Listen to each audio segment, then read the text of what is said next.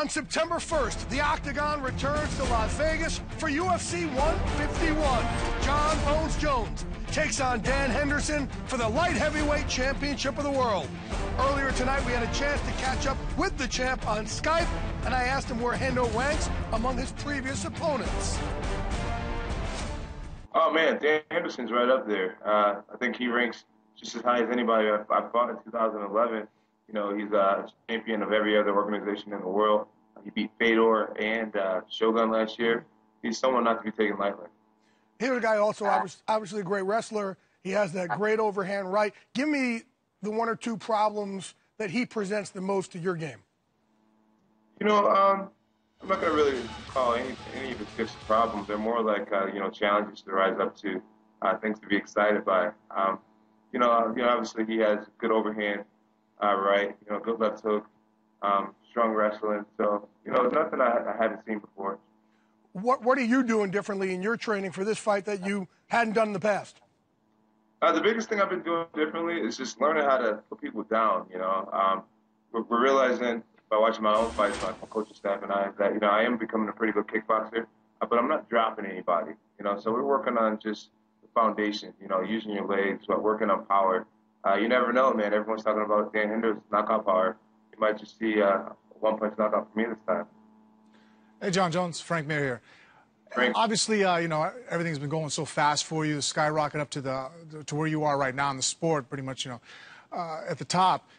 What, as far as distractions that have been going on, how are you able to keep so focused on the next fight and the fight after that and keeping everything in the direction you have?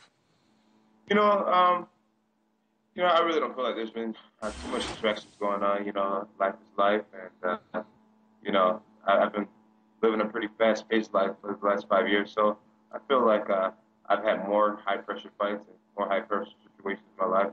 So I feel like I'm dealing with everything pretty well. And you know, my focus is just always there. You know, there's that risk of being embarrassed. You know, that DVR, that's forever. So that's one of my main motivators. And, you know, I'm closing in on Tito Ortiz's record, being, you know, one of the greatest light heavyweights of all time. And that's also something that, you know, motivates me to just keep hitting it hard. Also, you know, obviously, congratulations on the Nike deal. It's awesome that now that you were being the first fighter to really open up that door for the rest of us. I wish it had been a little bit earlier for my sake. If you'd done this about 10 years ago, I'd appreciate it. But obviously, how's that coming along? Man, it's great, man. Huge opportunity. For me, great for the UFC. I'm just honored to be the guy to get him in the house, you know. There's going to be a cool clothing line coming out, shoes and hats and all types of cool things. And I just can't wait to you know, get to donate and things. And it's just great for the sport, you know. Now all the young fighters, they can look forward to getting Nike deals and things like that because of, you know, us guys paving the way for them. So it's just huge. Huge for me, huge for all of us. Well, you're also in an interesting position here because if you beat Dan Henderson, you know who basically your next two opponents are, Hendo and Lyoto Machida. Give me your thoughts about that and facing a guy you've already just beaten. You know, I'm not really thinking too much about Lyoto Machida at all. You know, Lyoto's a great fighter. You know, he's a puzzle that I've figured out once, and hopefully, you know, I can figure it out even faster the second time and beat him even more dominantly the second time. But my main goal and all my energy and attention is on Dan Henderson. I mean, Dan Henderson, he's an older fighter, but he knows how to win. It seems like he's coming into his own and is fighting better than ever. So, you know, I said a quote a long time ago, you know, and it went like this, you know, looking past an opponent is like looking at second base while a fastball is coming right at you. And Dan Henderson, he has a fast right hand, he's a fastball, and I'll be focusing right on that hit. And I know they're talking about those, and I know you want to focus on Hendo, but I got to play a little almost fantasy fighting, if you will. Everybody wants to know, okay, is John Jones, we could have a super fight, move up to heavyweight, fight Anderson Silva. Have you thought about that at all? Fighting Anderson Silva or heavyweight? Either one, moving up to some sort of super fight, up or down.